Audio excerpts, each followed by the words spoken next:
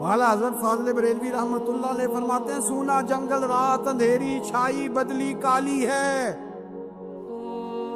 سونے والوں جاگتے رہنا چوروں کی رکھوالی ہے۔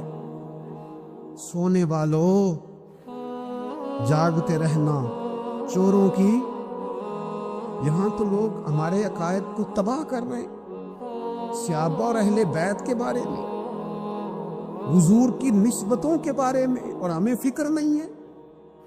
اتنی دور لے جایا جا رہا ہے، اتنا فکری انتشار نہیں کہا۔ حضرت ربیہ بن کعب کی وہ حدیث تو سارے لوگ سناتے ہیں کہ وضو کرایا کرتے تھے تو نبی پاک نے فرمایا کچھ مانگ لے، انہوں نے جنت میں نبی پاک کا پڑوسی مانگ لیا، یہ بخاری میں موجود ہے۔ لیکن وہ والی حدیث بھی پڑھو کہ جب نبی پاک نے انہیں کہا کہ ربیہ تو مجھے وضو کراتا رہتا ہے، شادی کیوں نہیں کرتا؟ حضور نے نہیں فرمایا کہ اس کا ذاتی معاملہ ہے، میں شادی کراؤں گا، میں اس کام میں کیوں آؤں گا، شادی کیوں نہیں کرتا؟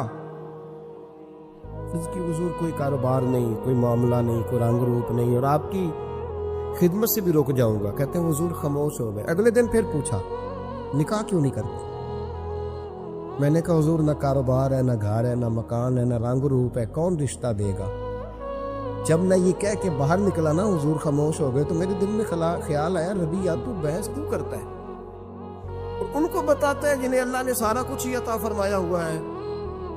حضور کہتے ہیں شادی کیوں نہیں کرتا؟ تو چپ کر کے کہہ دے محبوبہ جیسے دل کرتا ہے ویسے کر دے، تم آگے سے دلیلیں دیتا پھرتا ہے۔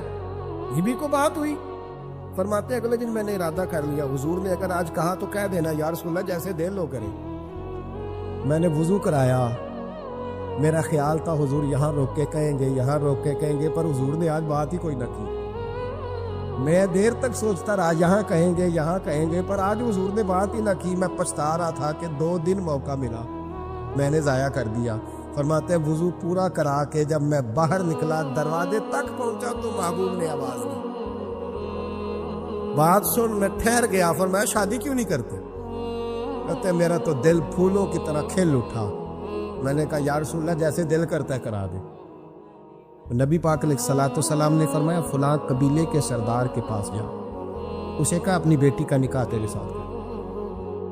کہتے میں گیا، تھوڑی دیر کے لیے توقف کیا انہوں نے، لیکن پھر وہ راضی ہو گئے۔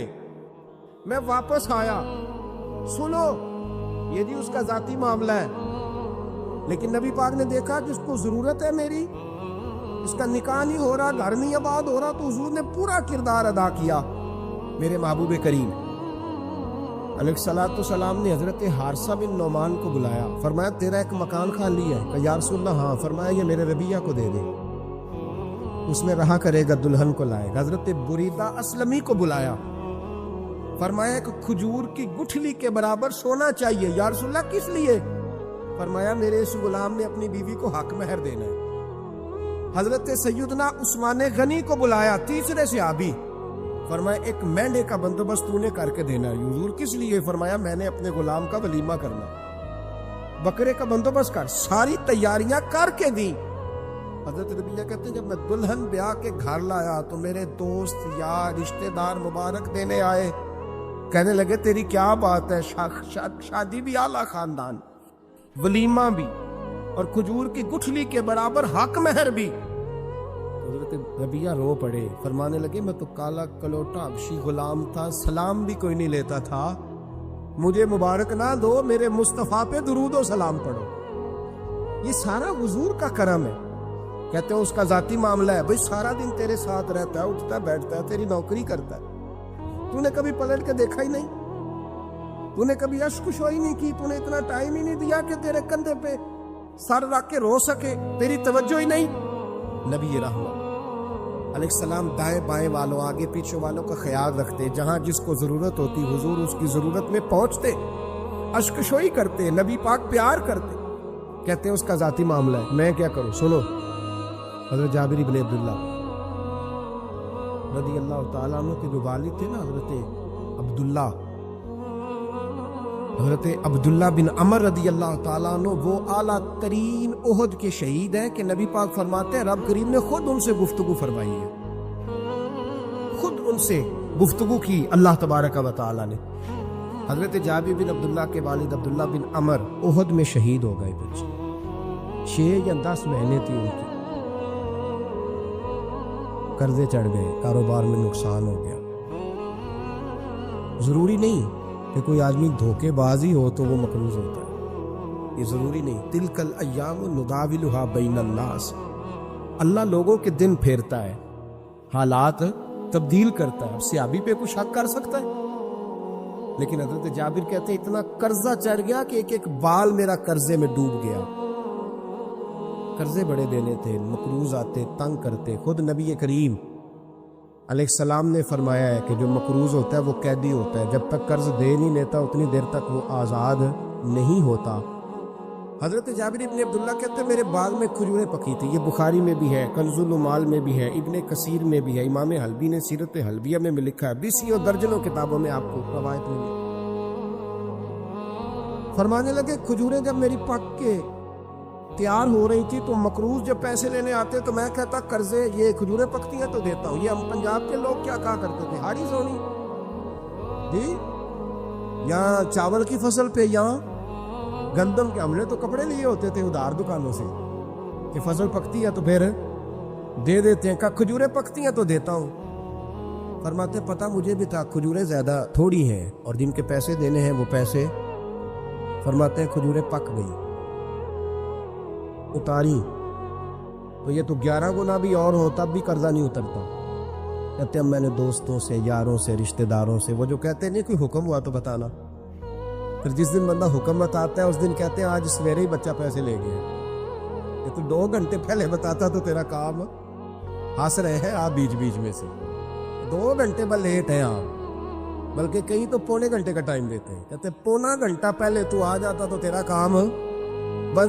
اور جب بھی آپ فون کرو سے اگلی دفعہ کریں تو پھر شاید آدھے گھنٹے کا ٹائم دے دیں کہ آدھا گھنٹہ ہو گیا تو لیٹ ہو گیا، ورنہ کام بالکل تیار تھا۔ اور ہمارے زمانے میں تو دوستی قائم رکھنی ہے تو صرف اس سے رہ سکتی ہے جسے آپ کام نہ بتائیں، حالانکہ اس دوست کا کیا مطلب، دنیا تے جو کام نہ آیا اوکھے سوکھے ویلے، اس بے فیض سنگی کولوں بہتر یار اکیلے۔ کیا مطلب ہے، کام بتایا تو رفو چکر ہو گیا، منع کیا ہوا اس بات؟ میرے رسول کائنات علیہ السلام کے صحابی کہتے ہیں سب سے کہا پر کسی نے نہ سنی، جب میں تھک گیا نا تو میں دروازہ رسول پہ چلا گیا، یا رسول اللہ، یا رسول اللہ، یا رسول اللہ، حضور قرضے زیادہ ہیں، کھجوریں کم ہیں، یہودیوں کے پیسے ہیں وہ مانتے نہیں۔ نبی پاک نے فرمایا ان سے کہو تھوڑے تھوڑے لے لیں باقی پھر دیں، حضور نہیں مانتے۔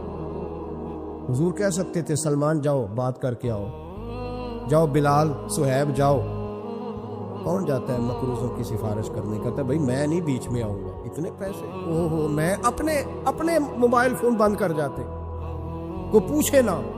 لیکن نبی کریم علیہ السلام نے فرمایا سنو، خود رسول پاک، خود نبی پاک نے، حضور نے فرمایا چل میں تیرے ساتھ چلتا، چل میں تیرے ساتھ چلتا، مقروض کے ساتھ، امیر کے ساتھ نہیں، اس کے ساتھ نہیں جس نے پیسے لینے ہیں، بلکہ حضور مقروض کے ساتھ، گرے ہوئے کے ساتھ چلے، چل میں چلتا ہوں۔ یہودی تک گئے، فرمایا کچھ لے لے، یہ بیچارہ دھوکے باز نہیں الجھ گیا ہے، غربت، کچھ لے لے باقی پھر دے دیں گے۔ کہنے لگا سارے ہی لینے ہیں۔ جب اس نے بات نہ مانی تو پھر یہ اللہ کے رسول ہے نا۔ اعلیٰ حضرت فرماتے ہیں میرے کریم سے گر قطرہ کسی نے مانگا، دریا بہا دیے، دوربے بہا دیے۔ یہ دوربے کیا ہوتے ہیں؟ یہ مجھے پوچھا تھوڑے دن پہلے ایک شخص نے، آپ سنتے رہتے ہیں نا شعر، آپ تو ترجمہ پوچھتے ہی نہیں نا، کبھی پوچھ لیا کریں کہ اس کا معنی کیا ہے، کبھی پرچی لکھ لیا کریں تاکہ کوئی جب آپ سے پوچھے تو یہ دوربے کیا ہے۔ لفظ دوربے ہے ہی نہیں، اصل میں اعلیٰ حضرت کو پڑھتے نہیں نا لوگ، انہیں پتہ ہی نہیں وہ بات کتنی اعلیٰ، یہ لفظ دوربے نہیں ہے۔ اعلیٰ حضرت کہتے ہیں میرے قریب سے گر قطرہ کسی نے مانگا، دریا بہا دیے ہیں، دور بے بہا دیے۔ دور علیحدہ ہے اور بے بہا، دور کہتے ہیں ہیرے کو، ایک معنی ہیرا ہے، دور بے بہا، بے بہا کی تو سمجھ آتی ہے نا، دور بے بہا دیے یعنی ہیرے بے بہا دیے۔ اب سمجھ آئی یہ بات کی، دریا بہا دیے ہیں، دور بے بہا دیے، یہ معنی ہے شعر کا۔ تو جب وہ نانا مانا یہودی، تو نبی کریم علیہ الصلوۃ والسلام فرمانے لگے نہیں تو پھر پورے لینے ہیں؟ کہنے لگا جی پورے لینے ہیں۔ حضور فرمانے لگے کل آ جانا، سارے دے دیں گے، پورے پیسے تیرے ملیں گے، تو آ جانا۔ حضرت جابر ابن عبداللہ کو حضور نے فرمایا کھجوریں اتار کے نا تو اپنے باغ میں ڈھیر لگا اور میں آیا۔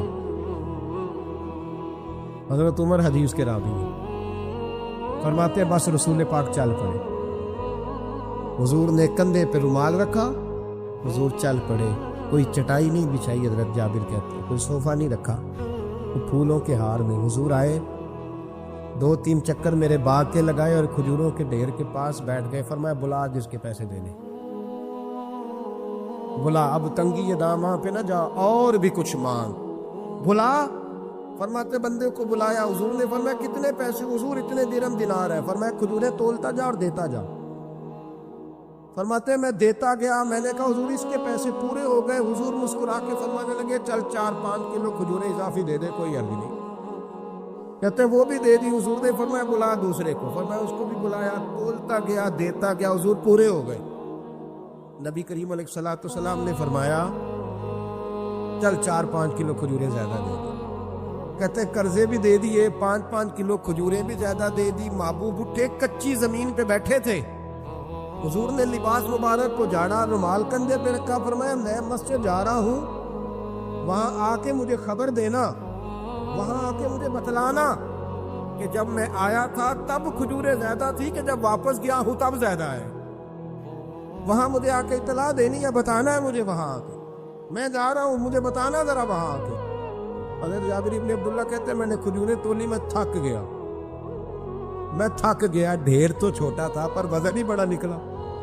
کہتے ہیں میں تھک گیا، جتنی دی تھی نا اس سے زیادہ تول کے باقی پڑی رہنے دی۔ میں مسجد میں گیا، ذرا لفظ سننا حدیث کے، کہتے ہیں مسجد میں گیا، جا کے عرض کی یا رسول اللہ میں تول آیا ہوں، جب آپ آئے تھے تھوڑی تھی اور جب واپس آیا تو کئی گنا بڑھ گئی ہے۔ حضور نے پتہ کیا فرمایا؟ فرمایا یہ بات نا جو تو نے مجھے بتائی ہے، یہ بات ذرا میرے عمر فاروق کو بھی بتا، عمر بڑا راضی ہوگا، عمر کو بھی بتلا یہ بات۔ گویا نبی پاک کے معجزات کی، فضائل کی، شمائل کی باتیں جب بتائی جاتی تھی صحابہ کے دل ٹھنڈے ہوتے۔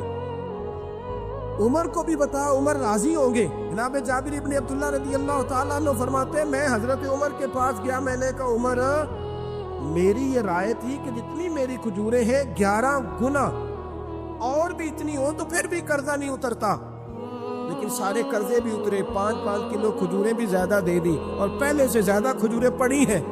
تو کہتے حضرت عمر کی آنکھیں روشن ہو گئی، چہرہ مسکرانے لگا، کہنے لگا تو اب بتا رہا ہے نا، اب واپس آ کے رزلٹ سنا رہا ہے، تو صحابہ سے پوچھ لے جب نبی کریم گئے تھے تو میں نے اسی وقت کہا تھا، حضور کے جاتے ہی میں نے کہا تھا اب دیکھنا رب کریم جابر بن عبداللہ پر ساری ہی رحمتیں نازل فرما دے، اللہ ہر قسم کا کرم فرمائے گا، خیر ہی خیر ہو جائے گی، دیکھ لے میں نے پہلے بتلا دیا۔ میرے نبی پاک سلام چھوٹی چھوٹی باتوں کا خیال ہے، چھوٹی چھوٹی چیزوں پر توجہ دیتے، خیال کرتے کس کو کس وقت کس چیز کی کہاں حاجت ہے، اس کی وہ حاجت پوری کی جاتی، اس کا دھیان رکھا جاتا۔ حضرت جابر خود فرماتے، یہ مسلم کے لفظ ہے، فرماتے ایک دفعہ میں حضور کے ساتھ جہاد پہ گیا تھا، میرا اونٹ کمزور تھا، میں پیچھے رہ گیا، ہمارے یہاں شرط لگتی ہے نا، اللہ تعالیٰ خیر فرمائے، ایک بھائی گاڑی خریدتا ہے پھر دوسرا چاہے زیور بیچے اس نے بھی خریدنی ہوتی ہے، ورنہ گھر میں گھسنے کی اجازت نہیں ملتی، بہت سارے خرچے،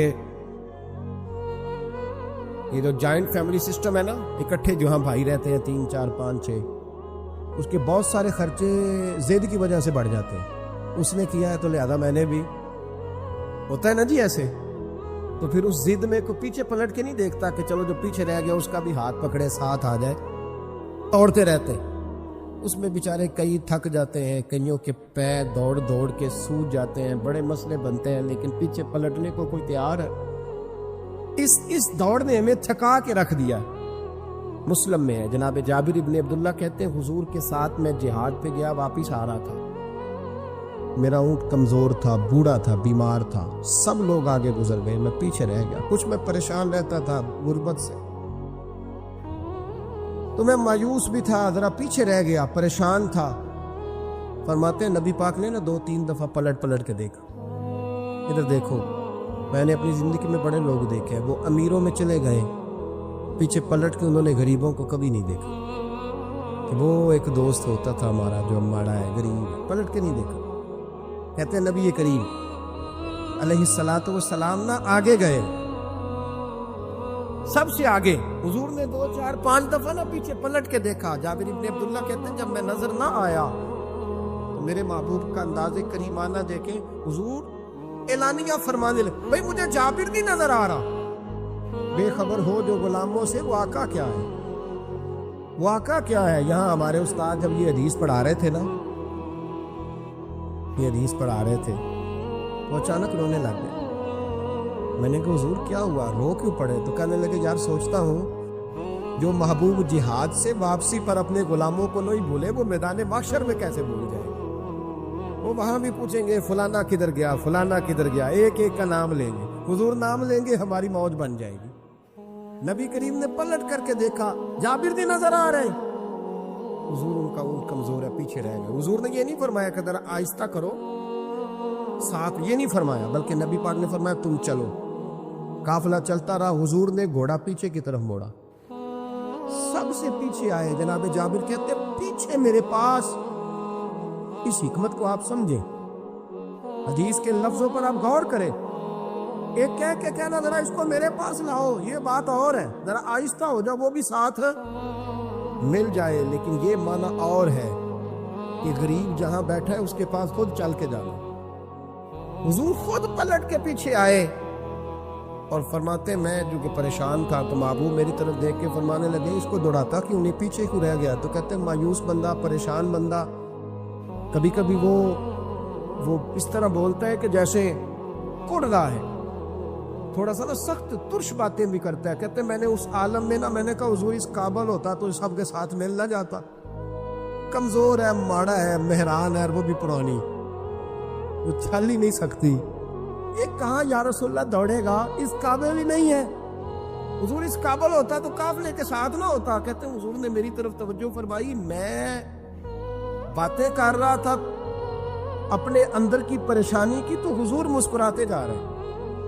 حضور کے ہاتھ میں چھڑی تھی، فرمانے لگے ایسے ہی تو باتیں کر رہا ہے۔ نبی پاک نے اونٹ کی پشت پہ چھڑی لگائی تو فرمایا تو دوڑتا کیوں نہیں؟ بڑے ہلکے سے مسکرا، تو دوڑتا کیوں نہیں؟ تو جناب جابر ابن عبداللہ کہتے ہیں جو سب سے پیچھے تھا نا وہ سب سے آگے نکل گیا، وہ دوڑتا گیا، دوڑتا۔ فرماتے ہیں میرا چہرہ بھی عجیب سا، لوگ میرے انداز دیکھیں کہ یہ کیسے آگے نکل گئے، کیسے؟ کبھی نہ سوچ یہ کیسے نکل گیا، بس سمجھ لے آگے وہی نکلا ہے جسے مصطفیٰ کی تھپکی مل گئی۔ تو یہ نہ کہ سیاست کر گیا، چلاکی کر گیا، بس تھپکی مل گئی تو بات بن گئی۔ کہتے ہیں میں نکل گیا آگے، حضور کی تھپکی جو ملی تھی۔ حضرت جابر ابن عبداللہ کہتے ہیں حضور گھوڑا دوڑا کے میرے پاس آئے، خود حضور نے میرا اونٹ تیز کرایا نبی پاک کی برکت سے۔ تو قریب آ کے فرمانے لگے ٹھہر جا یار، ہم بھی تیرے قافلے میں، ہمیں بھی ساتھ لے لے۔ فرماتے اب تو میں رو ہی پڑا کہ خود بھیک دے، خود ہی کہے منگتے کا بھلا ہو، ٹھہر جا یار ہمیں بھی ساتھ لے لے۔ جناب جابر ابن عبداللہ رضی اللہ تعالیٰ عنہ فرماتے ہیں کہ جگہ پڑاؤ کیا، رکے، ٹھہرے کھانے پینے کو، نماز پڑھنے۔ نبی کریم نے مجھے بلایا، میں حاضر ہوا تو کہا یا رسول اللہ حضور حکم؟ تو محبوب فرمانے لگے جابر یار تیرا اونٹ میں نے نرالا ہی دیکھا، بوڑھا ہو کے سب سے آگے نکل جاتا ہے، بیمار ہو کے، کمزور ہو کے۔ کہتے ہیں میں چہرہ دیکھتا جا رہا ہوں کہ حضور سارا ہی پتہ ہے آپ کو، میں کیا عرض کروں؟ تو محبوب فرمانے لگے پسند آ گیا، بیچ نہیں دیتے میرے ہاتھ؟ یا رسول اللہ آپ رکھ لیں۔ حضور آپ کا یہ؟ فرمایا نہیں میں پیسے دوں گا۔ کتنے کا ہے؟ کہ یا رسول اللہ آپ رکھ لیں۔ فرمایا پیسے دوں گا۔ یا رسول اللہ مارکیٹ میں جاؤں تو 6-7 دینار کا بکے گا۔ فرمایا نہیں بھائی میں تو پورے 10 دوں گا۔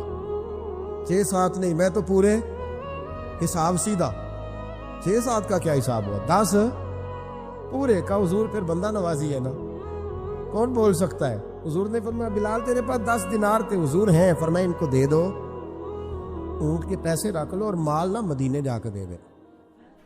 جابر ابن عبداللہ کہتے ہیں میں مدینے گیا شام کو، میں نے نا کبھی اپنے اونٹ کی اتنی خدمت نہیں کی جتنی اس دن کی.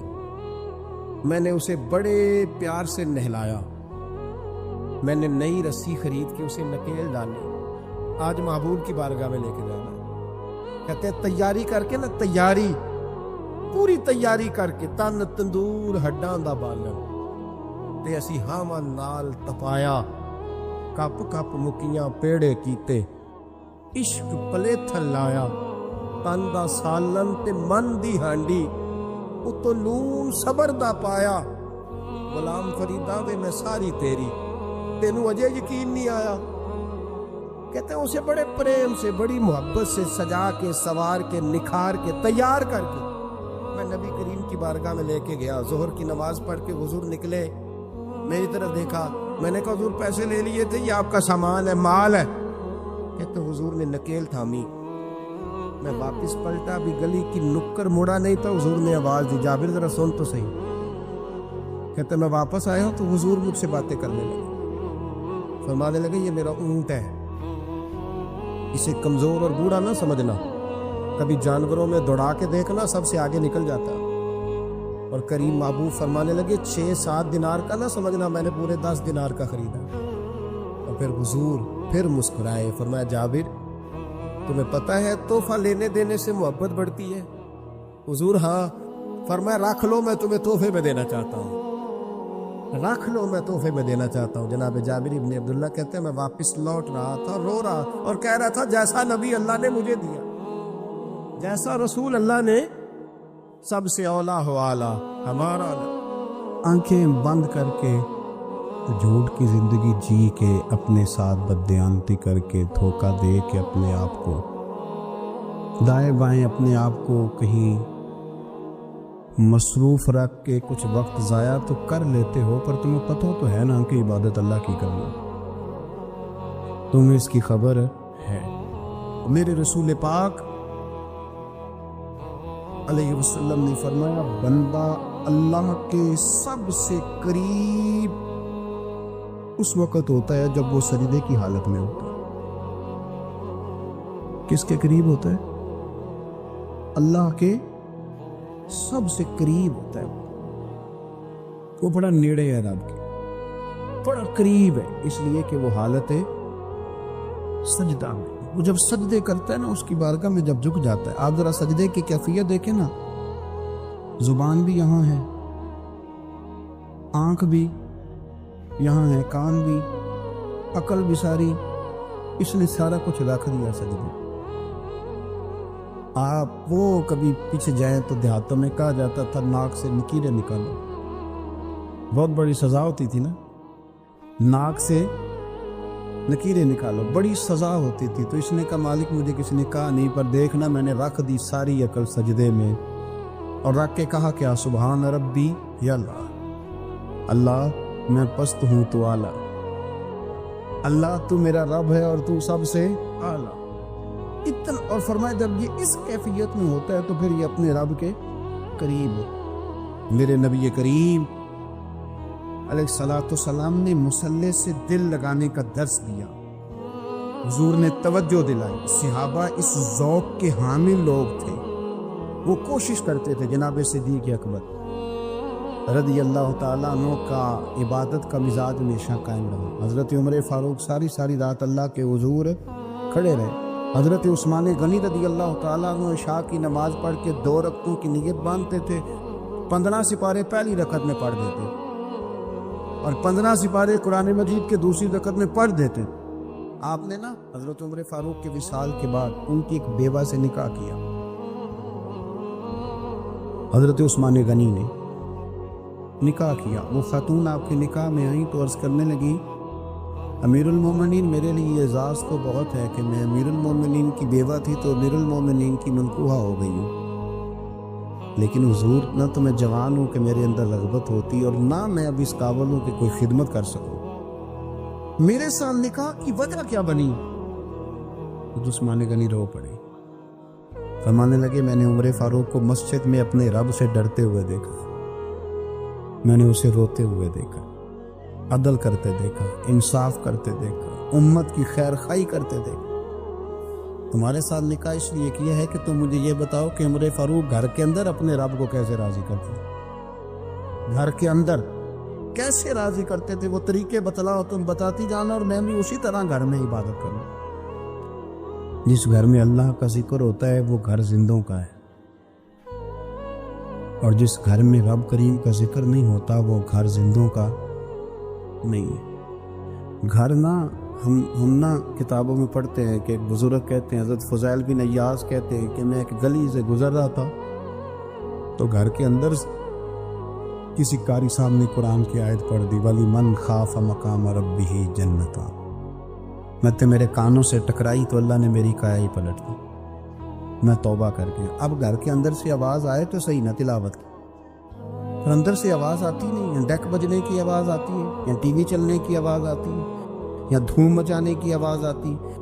عبادت کا وہ جو خاص شوق تھا، وہ جو حسن تھا، وہ جو توانائی، وہ جو بات۔ ایک جگہ پہ ہم بیٹھے تھے تو وہاں ایک صاحب آئے اور انہوں نے آتے ہی کہا کہ مہربانی کریں ذرا مجھے مصلی دے دیں، میرے نہ کچھ نفل رہ گئے۔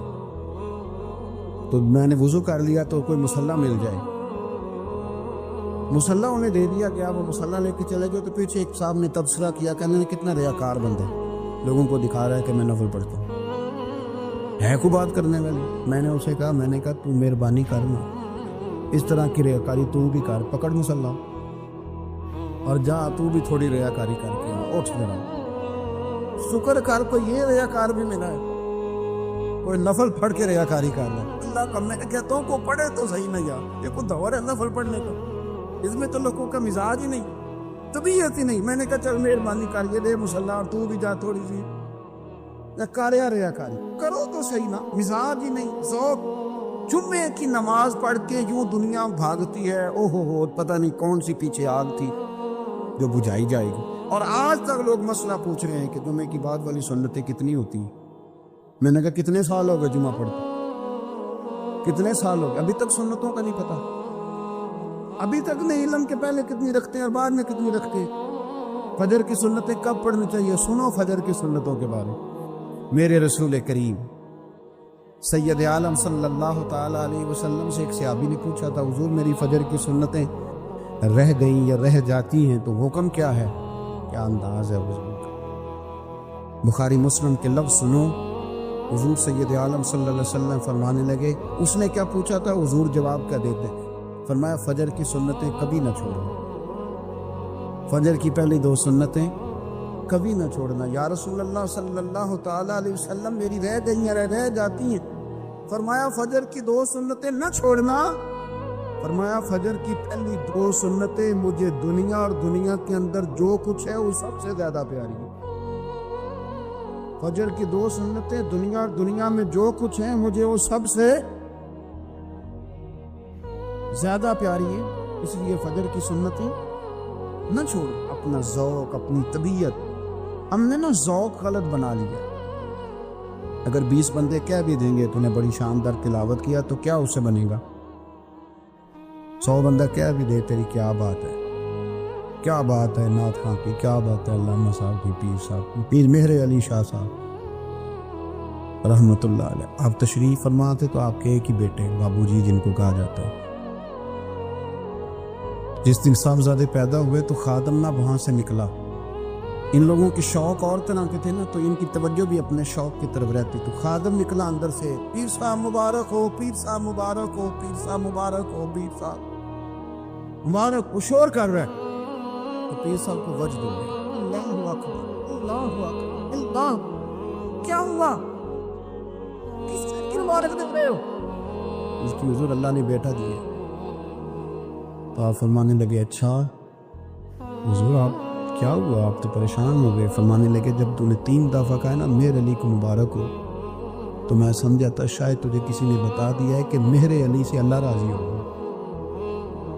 میں سمجھا تھا کہ شاید تو یہ خبر لے کے آیا ہے کہ کسی نے بتایا ہے کہ مجھے آج خبر ملی ہے کہ مہر علی سے رب اچھا پتر ہوا ہے، الحمدللہ اللہ کا شکر ہے، اور میرے لیے مبارک کا دن وہ ہوگا جب میرا رب کہے گا کہ میں مہر علی سے راضی ہوں، میرے محبوب کہیں گے کہ میں مہر علی سے۔ آپ بات کو سمجھے، شوق ہی کسی اور طرف تھا، دل ہی کہیں اور لگا ہوا تھا۔ طبیعت ہی کہیں اور مائل تھی. کوئی وظیفہ پوچھتے تھے تو پڑھتے تھے وہ لوگ, کچھ اللہ اللہ انہیں بتائی جاتی تھی تو کرنے کا ذوق رکھتے تھے. طبیعت تھی, قائل تھی. حضرت ربیع کہتے ہیں میں بڑی دور سے سفر کر کے گیا حضرت اویس کرنی سے.